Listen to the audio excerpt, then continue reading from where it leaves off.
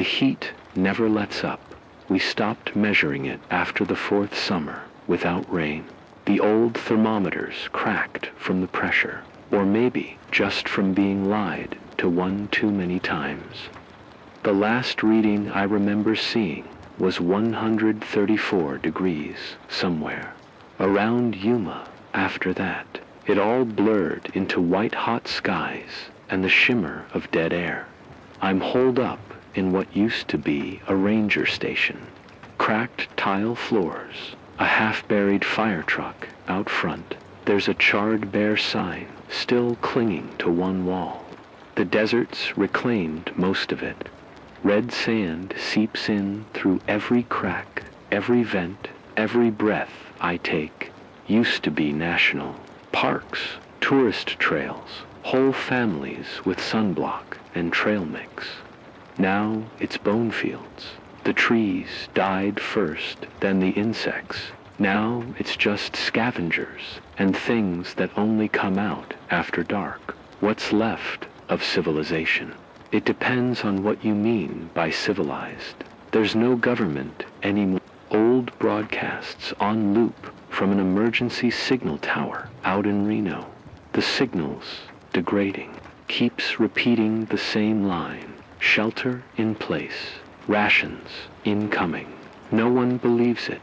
Hasn't been incoming for years. People turned tribal. Some roam in trucks with bones strung from the bumpers. Some hide in caves and eat canned dog food like it's gourmet. And some of us, ... Well, we find radio equipment in the rubble and try to make something out of it. It's not that I think anyone's listening, but sometimes something responds. And that's where this story really begins. Asterisk, the sun doesn't rise, any maret looms. It hangs like a blister over the horizon, dull red and pulsing like a wound that won't close. The clouds, when they show up, don't bring rain, just ash. You can taste it in the back of your throat, like burned plastic and regret. The world is dry, not just water dry, dead, dry. Like something forgot to hit the off switch on the oven and left us all in here to crisp. Most of the rivers vanished 2 summers ago, not evaporated, gone, like someone reached down and carved them out with a dull knife where they're used. To be water, there's just endless troughs of scorched stone and brittle reeds. The fish died long before the people realized what was happening. When the Mississippi turned black, that was the moment we should have known we weren't coming. Back from this cities didn't fall with a bang. They just sank under their own weight. Skyscrapers cracked and slumped. Streets buckled. Fires rolled through, block after block, unstoppable, devouring everything that had once been considered modern. Now they're just rusted metal. Skeletons poking out of dunes of ashdod. I drove through Las Vegas last month. Didn't recognize it. The strip was buried under 30 feet of dust. Neon signs flickered out one by one years ago. Now all that's left are jagged outlines and melted glass. The wind screams through the ruins like it's angry we ever built anything here to begin with, out here in the Southwest. The temperatures averaged 117 degrees Fahrenheit for the past 2 years. At night, it drops to 70, but the heat lingers in the bones of the earth. You can feel it underfoot, humming like something alive. People still live, if you want to call it that. We travel at night now. No one moves during daylight unless they want their skin to split like dry paper. The ozone's gone, or almost gone. You can feel the UV on your tongue if you're out too long, like your mouth is burning from the inside. Governments fell apart fast once the desalination stations collapsed. Water convoys stopped. power grids overloaded. First came the blackouts, then the looting, then martial law, and then silence. The Emergency Continuity Authority lasted about 6 months after Washington, D.C. went underwater. Some say they relocated to NORAD. Others say they turned on each other and starved. Doesn't really matter anymore. No one's coming to save us. Lenses and sand-beaten RVs. They follow the dunes, harvesting scrap and trading it for water filters. Don't ever sleep near them unless you want to wake up missing teeth. There's the glass. Men, tuskwaters, living near the old solar fields, their bodies burned and warped by decades of exposure. They believe the sun is a god, and they want it to see them all the time. Then there are people like me, radio ghosts. I sit in a ranger outpost, half buried in sand, surrounded by broken antennae and makeshift solar panels. I broadcast when I can, talk to the static. Sometimes I get echoes, sometimes not. I like to think there's still someone out there. Man swallowing air in this hell. The worst part isn't the heat or the thirst or the loneliness. It's the sounds at night. When the wind dies, the silence gets too thick, like the desert itself is holding its breath. And then you hear the whispering, not human, but trying to sound that way. Like something practiced speaking by listening. 2 old CB transmissions, and now wants to try it on you. We call them Skinwalkers, though I doubt they're what the old stories meant. They're wrong. They mimic voices. Sometimes you'll hear a loved one calling you from the edge of a dried-out wash. Sometimes they pretend to be children. Sometimes they repeat what you say back to you, not perfectly, like they're glitching through the words. I've stopped sleeping when the wind's calm. I don't know if they're creatures or ghosts or something the sun cooked up in the sand, but they're real. I've seen the tracks deep 3-toed prints that don't match any animal left alive. The desert used to be empty. Now it watches. There's no safety out here, only delay. You survive by staying forgotten. Don't call out. Don't follow voices. Don't investigate echoes. Stay low. Stay silent. Move at night. Listen to the static. And if you hear myth, my voice cuts through the noise. Just know you're not alone. You're still breathing. That counts for something now. But if you hear your own voice, whisper back. Run, names, row. Just row now. I used to have a longer name. Once Rhodes Whitley. Had a badge, too. Park Ranger. Badge number 8872. Mojave Division. Guess that doesn't mean much anymore. Not when the forests are charcoal and the wildlife's mostly bones and ghosts. But I still wear the uniform, what's left of it. Shirts bleached to a pale tan. Ranger patch mostly melted off in a brush fire 5 years back. I've stitched the sleeves more times than I can count, but it still fits, keeps the sun off, and more than that, it reminds me who I was before. The world forgot how to be kind. I'm holed up in an old ranger outpost at the edge of what used to be Joshua Tree National Park. If you saw it now, you wouldn't know it. The trees, those twisted, alien-looking beauties are gone, burned. The dirt's turned alkaline, and nothing grows here anymore. But the station's still standing. Mostly every day I wake before the heat hits, before the world turns into a frying pan. I check the solar panels, clear the dust, recalibrate the antenna. The rig's old, scavenged from an abandoned weather station north of here. It hums when I breathe on it, right? There's something beautiful about the simplicity of Radio no networks, no satellites, no screens. Just waves through the ether. It's the last clean thing left. I broadcast around dawn and dusk, 2 hours each. That's when the skip's good when the heat hasn't strangled the signal yet, and the atmosphere still holds on to the sound, like it's afraid to let go. Sometimes I play old records, jazz mostly, the kind with dusty horns and long pauses. Sometimes I talk, I tell stories, reports, warnings, rumors, and sometimes I ask if anyone's out there. Most of the time, there's no reply, but once. Someone answered. It was faint, garbled, like a cassette melting in reverse. They said my name, not Roe, my real name, Rhodes. And then they laughed. My wife's laugh. Thing is, my wife's been gone for 7 years.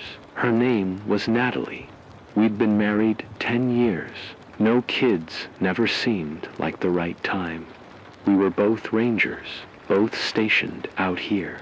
She handled the visitor center, logistics, volunteer outreach. I was boots on the ground. We used to joke we were the last people on Earth who liked their jobs. When the heat started creeping up first into the 100s, then 110s, then higher, she kept logging reports, filing paperwork, sending it up the chain. Kept believing someone higher up was reading it, that someone would do something, but all we got back were automated responses and silence. We stayed in the park as long as we could, even after the water lines ran dry and the tourists stopped coming. There were still hikers, survivalists, hopefuls who thought they could outlast the heat. Natalie treated them like pilgrims. I started to treat them like casualties.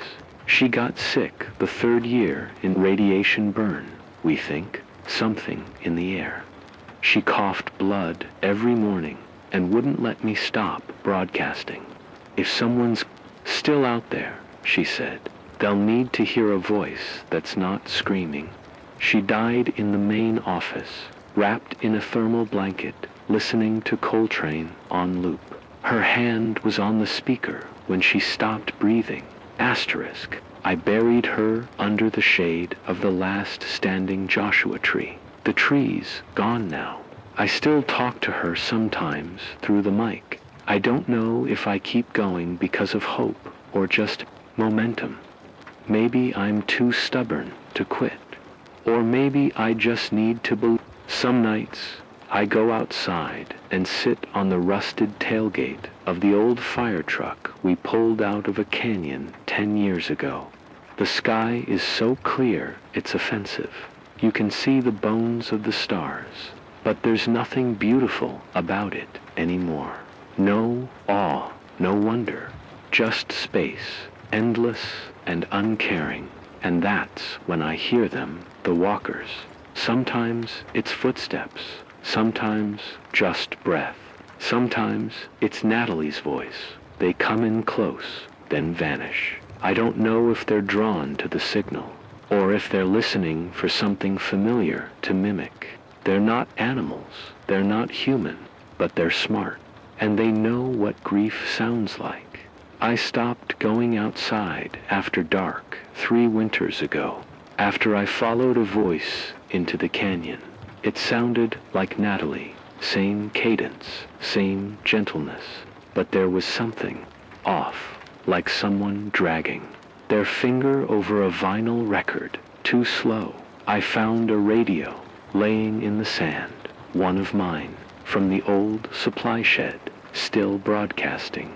The speaker was cracked, the casing melted, but it was playing our wedding song, and beside it, deep in the sand, were tracks.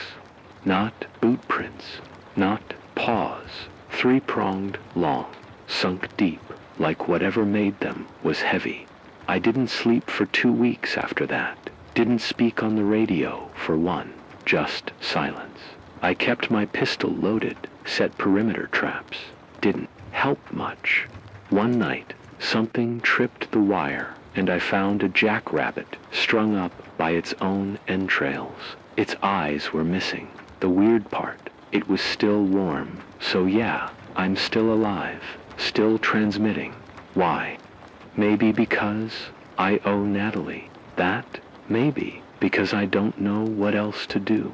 I'm not a hero. I'm not trying to fix the world. I just want to witness it. And I want anyone to know we were here, that we tried. There's a little tape recorder next to the mic, battery powered. I record everything I broadcast. I bury the tapes behind the station in heat-sealed jars, like messages in a bottle. Maybe you'll find them one day. Maybe they won't. But just in case, I say my name at the end of every broadcast. Rhodes Whitley, Station Echo 9, Mojave Sector, still breathing. If you're out there, if you're listening, don't follow the voices. Don't believe what they say. They'll use your voice next. They'll say things only you could have told them. They're not here to talk. They're here to remember you, and not the way you want to be remembered. Asterisk. The air feels like it's thinning. It's not just the heat anymore. It's something else. A pressure. Like the atmosphere's coming apart, one molecule at a time. And no one got the memo until it was already too late. Last week, I cracked open the last of the sealed water tanks, 5-gallon drums, hidden under the garage floor with a double wrap of Mylar and prayers.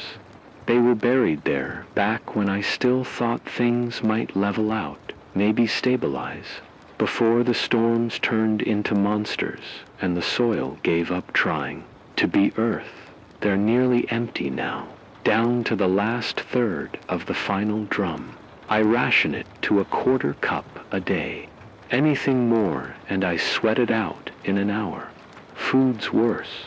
The emergency MREs expired 6 years ago. I still eat them, of course, like cardboard soaked in battery acid. But calories are calories. No one's complaining. There's no one left to complain. The crisis hit in waves. First, it was the sun. Ultraviolet levels climbed, slowly at first, then they spiked, sharp and sudden. Like the planet had shifted slightly closer to the furnace, then came the soil collapse. With the plants dead and moisture gone, the ground turned to dust. Erosion carved out canyons where there used to be roads. Dust storms hit harder and lasted longer. The topsoil, what little was left of it, blew east and never came back. And then came the storms. Desert lightning that didn't flash, just stayed lit like a welding torch arcing across the sky. Wind so hard it peeled the roof off the auxiliary shed like a tuna can. The temperature swings broke the generator's battery bank. The panels can't store charge for more than a few hours now. I've started prioritizing the transmitter over the lights last night. The wind didn't just rattle the station. It howled like it had a voice, like it was trying to get in. I keep a handwritten log of atmospheric conditions. It's more ritual than science now, but old habits stick. As of yesterday, daytime highs have been hitting 128 degrees Fahrenheit. At this point, exposed skin burns in under 15 minutes. The UV index maxed out at extreme on day 713 of the collapse and hasn't moved since. That's when the warning systems stopped bothering with numbers. There hasn't been rainfall here in 5 years. I measure humidity out of habit's single digits, always. The air doesn't carry water anymore. It carries static. It carries voices. A few days ago, I picked up a signal from the northwest, broken, weak, but definitely human. Woman's voice, stammering. repeating something over and over. I boosted it best I could, rerouted power from the cooler, and dropped a relay antenna through a fissure in the North Canyon wall. Here's what I managed to make out. Station 6. Skin peeled. Don't answer them. Then static. And after that, my voice. Not a recording. Not a playback. It answered me. Same cadence. Same hitch in the breath I have when I speak for too long. I don't stutter. Not unless I'm lying. And I could hear the lie in my own mouth. It said, "You're not alone out here, Rhodes." And then it laughed. 2 nights later, someone came to the station.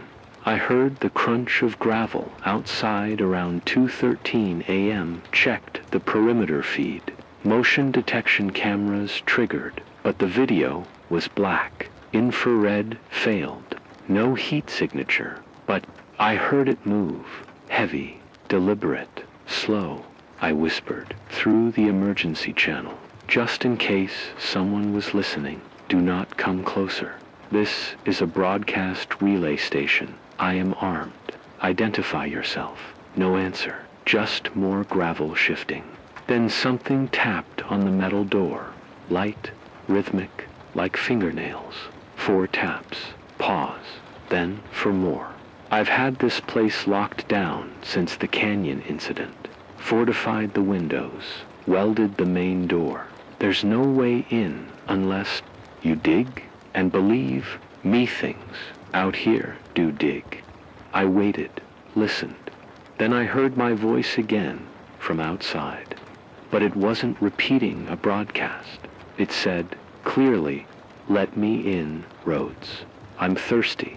I didn't open the door. By morning, whatever it was had gone, left behind a trail of footprints, long, 3-toed, spaced far apart. Like it had to stoop to walk.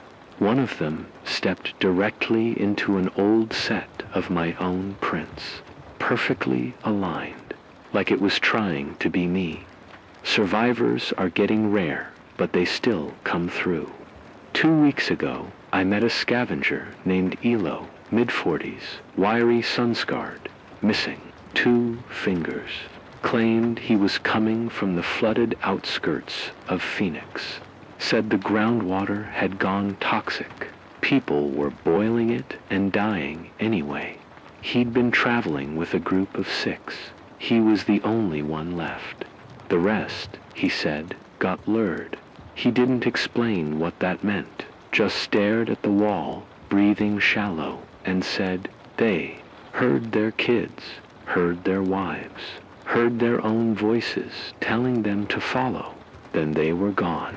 Asterisk, I gave him 2 jugs of water and a bag of protein powder. He wouldn't take shelter, just kept moving. Something about staying still made him nervous. I haven't seen him since here's the science. If you care, once the jet stream collapsed in year 2, global weather patterns became erratic. Regions that were already dry became dead zones. Climate feedback loops kicked in the soil, couldn't retain carbon. Plants died. Albedo effect increased. Surface temps rose exponentially. We passed the tipping point decades ago. No reversal, no geoengineering miracle. The methane craters in the north are still venting, and the sun only hits harder every year. Some believe the earth is resetting. Others think it's punishing. I just think it's empty now. The radios are picking up things they shouldn't. Frequencies I didn't tune to. Voices I didn't record. Sometimes I hear Morse code, except it doesn't translate. I checked the waveforms erratic, shifting, but with structure. I've started mapping them, comparing patterns. There's repetition, but not like a machine, like language. I'm not alone in this. A contact from the South Calson Delta 9 said he picked up something similar near an abandoned geothermal plant in Salton Sea. said the voices started just after the crust vents reopened. Said they knew his name too. He stopped transmitting 3 days ago. So here I am, out of water, almost out of food, and something is watching the station every night. I know because I can feel it like gravity pulling sideways, like my thoughts aren't my own when it's close. I've seen its shadow once, projected across the canyon wall by moonlight. A tall, narrow figure, wrong proportions, like it was drawn from memory by someone who only half remembered what a man looks like. And when I spoke, it mimicked my tone, my pitch, but not my words. It said, "We are so proud of you, Rhodes. My father used to say that to me. He died in the Oregon floods in year 1. I've started sleeping in shifts, gun within reach, knife under the pillow. I only transmit during daylight now. If I go silent after dusk, that's why. This station was supposed to be temporary, emergency relay only. But now it's a beacon, and I think I've been drawing them in. If you're hearing this there's a new voice on the air. Came through 2 nights ago. Faint, glitchy, nearly buried in the static. Female, mid-30s, by the sound, not the same warped mimicry I've heard before. This one was real, desperate. Northridge, broken aquifer. Fresh, still, pressure in the pipes. Please, please, someone. She gave coordinates. Off by about 20 miles from where I am, now past the canyon's spine, toward the foothills, used to be a retirement community up there. Stone-built, solar-powered, back before the collapse. I remember Natalie and I patrolled it in the early years. Half the people there refused to evacuate even as the water tables sank. We wrote them off as doomed. Maybe we were wrong, but here's the thing. She didn't repeat. The message only aired once. And when I tried to boost the signal, I got nothing but broadband silence. Not even carrier wave. Either the transmission was cut, or the source stopped existing right after it spoke. That's how most real voices disappear out here. I'm torn.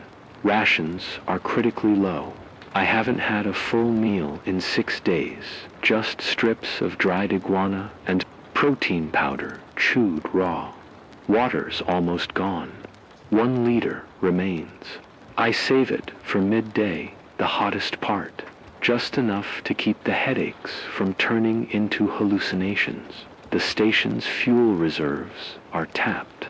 I can still charge the comes during daylight, but without sun, I've got maybe 30 minutes of backup.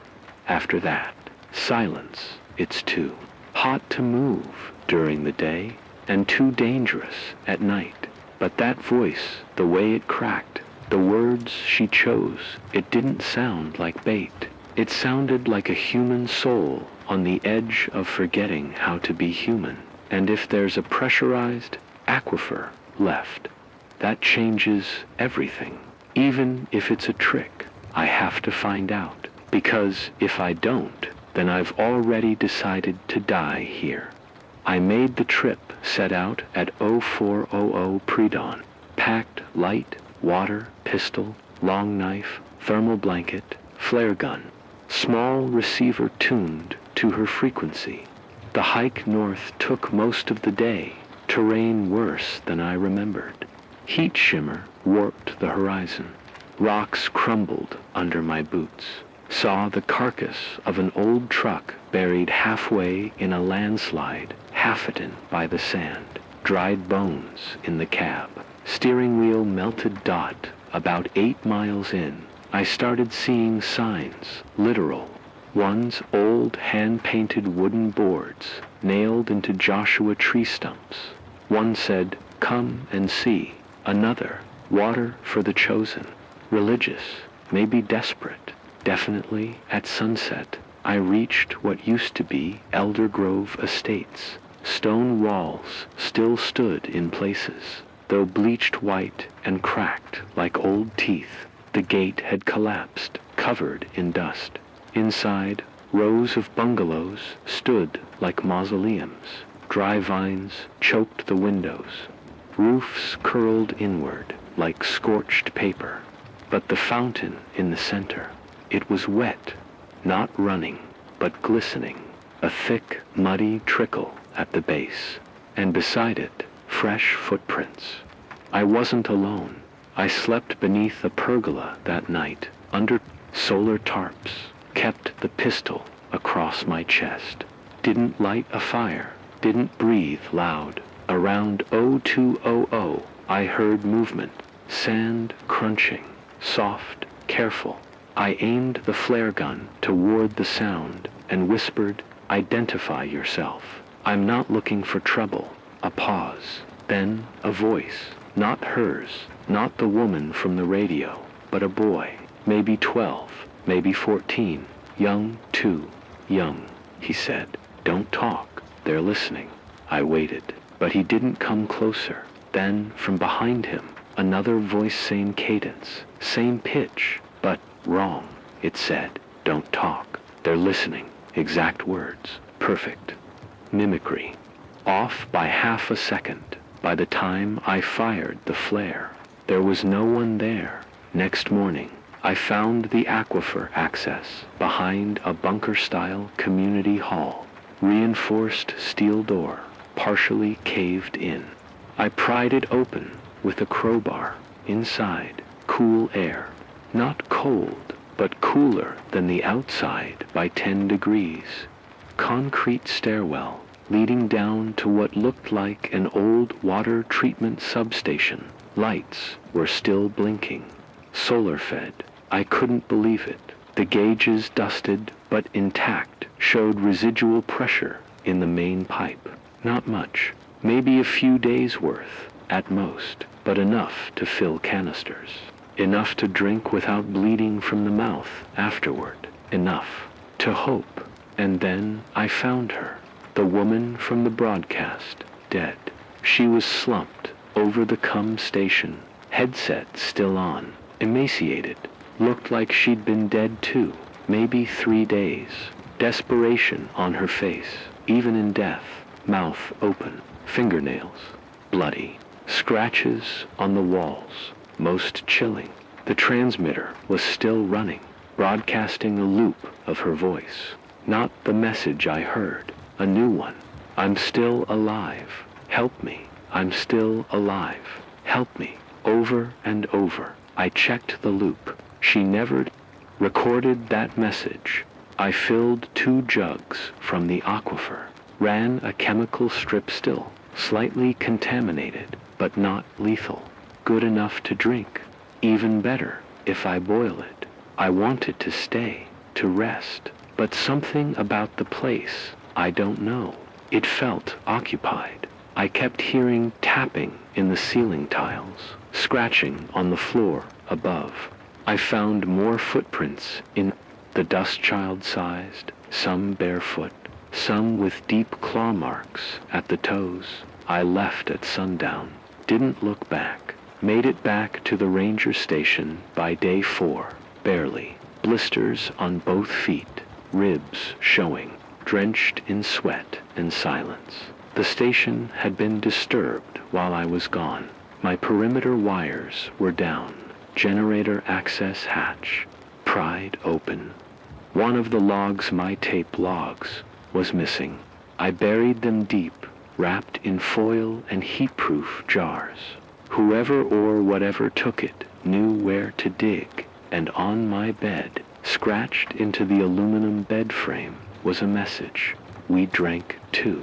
Thank you, Rhodes. I don't know what to think anymore. There was water. That much is true.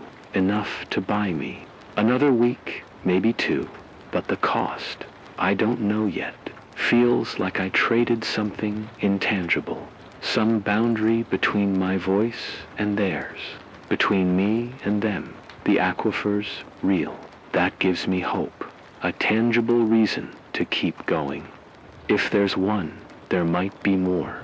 Might be a remnant infrastructure somewhere with the means to sustain life. Maybe even a group working to rebuild. I've started scanning new frequencies. Broader range, wider skip. Today, I picked up something strange on the old emergency military band frequency, 34.763. It was faint, but it said, Project Echo, alive, underground survivors, coordinates unknown. Keep transmitting. No call sign, no origin, no repeat. But it wasn't a mimic. It felt real. So now I have a choice. Do I chase this thread? Do I go looking for people who may already be dead, or worse already, replaced?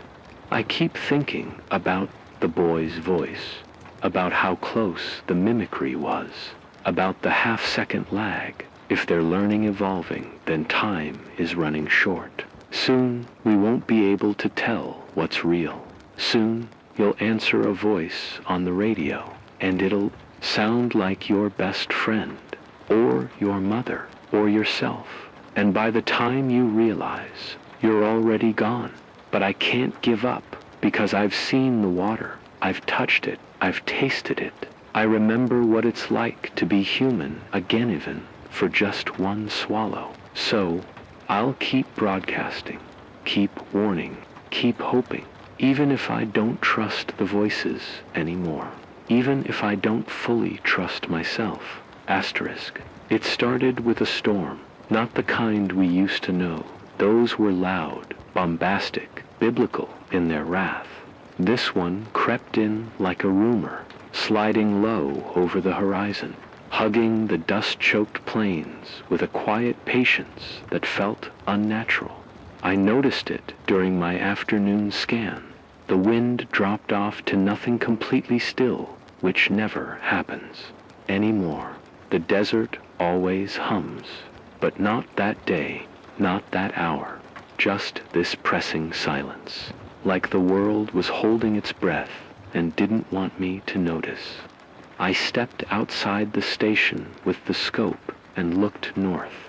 That's when I saw the wall, a black front crawling across the landscape, swallowing everything in its path. It wasn't sand, it wasn't smoke. It was something else, thick, granular, like the sky itself was breaking down and falling piece by piece. I'd seen haboobs before, dust storms, so big they blotted out the sun. But this wasn't dust. It shimmered.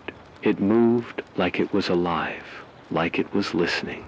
Asterisk. I ran back inside, locked the hatch, and threw every scrap of tarp and metal I had over the vents. There's no insulation here, just thin walls and an aging generator that hates temperature swings. Still, the panels were charging.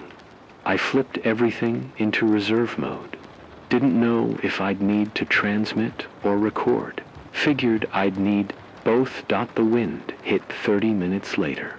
No sound, no scream of grit against metal. Just this hiss-like static, but louder, constant, unnerving, like the whole desert had become one giant radio tuned to white noise. Then the power flickered, and the voice came through. Not the broadcast, not one of mine. It didn't come through the radio at all. It came through the walls, roads, a whisper, stretched thin like rubber bands snapping. You left us behind. Then the sound of breathing, but wrong, like someone imitating breath. Who didn't understand lungs? Deep, then shallow, then fast, then nothing, then more static. I backed away from the speaker. The lights dimmed again. Solar capacity dropping. Panels must have been covered by the storm. I checked the exterior camera. The feed showed nothing but black. A shape flickered for a moment, tall, narrow, spindly arms dragging against the dirt butt. It vanished as quickly as it appeared. Then came the knock. I'm underground now, first time I've felt cold air on my skin in years. The kind that doesn't threaten to peel you alive or dry you into a husk. It's filtered through layers of sediment and piping and old military tech that still hums like it remembers what civilization sounded like. A low, steady heartbeat beneath my feet. Bastion isn't what I expected. It's not a bunker in the old world sense. No gleaming walls, no shining lights, no grand promises of salvation. Just a network of tunnels' concrete ribs under a dying body cobbled together by survivors who learned to listen to the ground. There are 15 of us here. Some came from as far east as St. Louis, others from the coasts. One girl made it down from the Rockies alone, lost 3 fingers to frostbite. Her name's Marin. She still sleeps with her boots on. Says it helps her remember she can run if she has to. I've been here 9 days, and I still don't trust the quiet. They've been cautious with me, and I get it. They scanned me the minute I came in brain waves, voice, resonance, even sleep patterns. Baseline authenticity tests, they called them. Apparently, the mimics can copy sound, movement, even speech patterns, but they struggle with memory, can't fake the timeline, can't account for every scar, every detail, every layer of who someone really was. Not yet, anyway. I passed. But barely. One of the techs' names Yusuf told me. My delta wave activity spiked abnormally high during rest cycles. Said it could mean trauma. Said it could mean contamination. He didn't say what kind. I haven't slept more than 2 hours straight since I got here. Not because I'm afraid of what's outside, because I'm afraid I might have brought something in. The others whisper about what happened topside, the storm, the blackout, the collapse of the perimeter stations. Echo 12 went dark last month. Delta 1 burned. Some say the desert swallowed the tower whole. Some say it was something else. Something using the tower. Commander Vargas. The voice I heard over the backup relays reel. Tough, burned across one cheek, always carrying 2 radios on her belt. She hasn't asked me for much, but she watches me like a hawk. Says I might be the key to something. Says the fact I resisted the mimic makes me important. I don't feel important. I feel broken, hollowed out, like I left part of myself in that station when I ran. Sometimes I still hear the broadcast in my head, the fake one you chose wrong.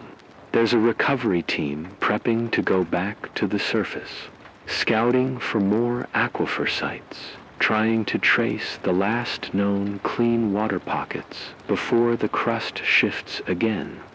They asked me if I'd go with them. I said I'd think about it. Truth is, I don't know if I can. The surface isn't just dangerous, it's infected, not just biologically, psychologically. The air out there is full of grief, memory, mimicry. It gets inside you, makes you forget which thoughts are yours and which ones are being whispered from somewhere just out of sight. But down here, I feel numb, safe, maybe, but numb. I helped them set up the comes today. It was comforting, in a weight-touching dials, rerouting cables, feeling the soft buzz of static in my teeth. Like an old friend was whispering just behind the walls. We're only transmitting on shortwave for now. No outbound messages until they're sure we're secure. But I listened for hours. Nothing but noise. Until around 3:07 a.m. I heard it, faint, broken, half swallowed in static. This is Econine. Rhodes Whitley, still breathing. My own voice, from a broadcast I never recorded. It kept looping, and then it changed. You can't bury what remembers you. I ripped the headset off, nearly broke the receiver. Vargas came running, asked if I was okay. I said yes. I lied. Nature's not healing, Dot. At least, not in the way we used to believe. There's no balance returning, no green sprouting through ash, just change, new forms, new rules. Some places are growing things again, but they don't resemble plants. Glossy black stalks with fiber optic hairs. They shimmer when no wind's blowing. They bend toward sound. And sometimes, if you cut them, they leak static.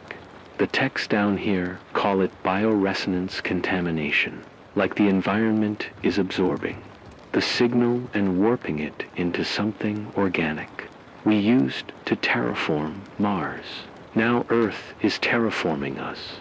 I think about Natalie, not just who she was, but how I remember her. And now I wonder how much of that is still mine. Did the mimic use her voice because it scanned my memories? Did it reach into the deepest parts of me and stitch together a version of her it knew I couldn't ignore? And if it did, how much of me does it have now?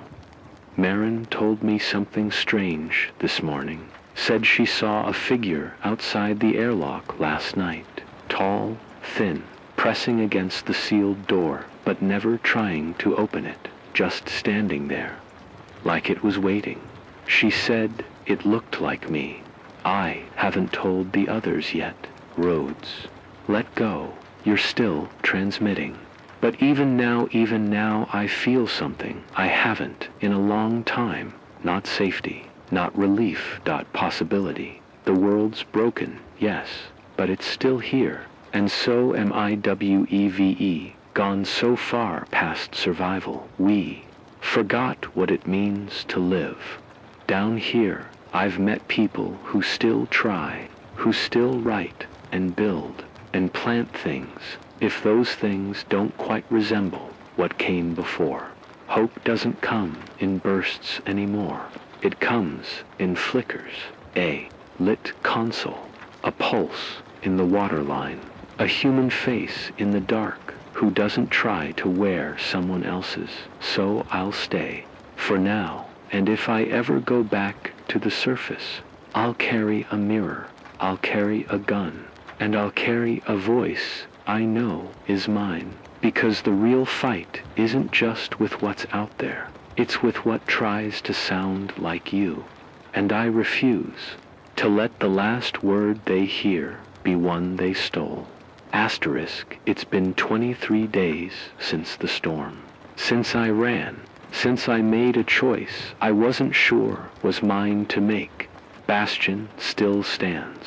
For now, the water filters hum. The lights hold. The air is cold and recycled, but breathable. People still laugh down here softly, like it's something. They're relearning.